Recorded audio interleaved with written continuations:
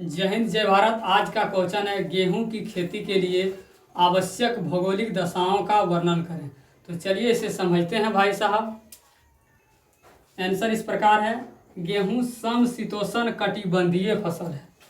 समशीतोष्ण का मतलब क्या है, यहाँ ज़्यादा सर्दी भी नहीं पड़नी चाहिए और अत्यधिक गर्मी भी नहीं पड़नी चाहिए। ऐसी जलवायु, बहुत गर्मी भी ना हो और अत्यधिक ठंड भी ना हो।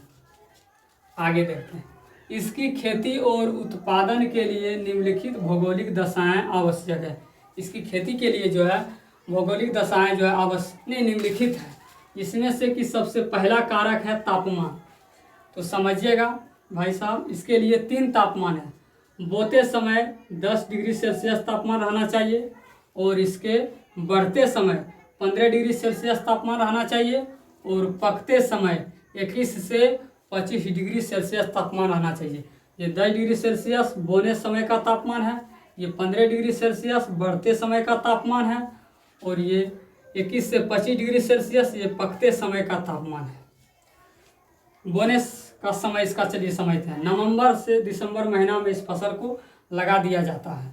नवंबर में सर्दी पड़ती है और दिसंबर में और अधिक ठंड रहती है, जनवरी में और अधिक ठंड रहती है, फरवरी आते आते तापमान बढ़ जाता है और मार्च में और अधिक तापमान बढ़ जाता है।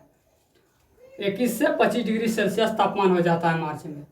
तो इसका जो है काटने का गेहूं का तापमान जो होना चाहिए 21 से 25 डिग्री सेल्सियस, तो इस महीना में ये तापमान मिल जाता है, इसलिए मार्च महीना में गेहूं को काट लिया जाता है। दूसरा कारक है आपका हल्की शीतकालीन वर्षा। हल्की शीतकालीन वर्षा यानी सर्दी के ऋतु में, ठंड के ऋतु में हमेशा क्या होती है, शीत यानी ओस आपका गिरते रहता है और ये गेहूं के पत्तियों पर ओस गिरने के बाद क्या होता है, ये पत्ती में जमा हो जाता है, जिससे क्या होगा, फसल नष्ट हो जाएगा। तो ये ओस जो गिरना चाहिए क्या होना चाहिए, कम होना चाहिए, हल्की रहनी चाहिए ओस, शीत। इसकी खेती के लिए 50 से 100 सेंटीमीटर मात्र वर्षा की ज़रूरत है। इससे अधिक वर्षा की ज़रूरत इसे नहीं है क्योंकि ये शीतकालीन फसल है।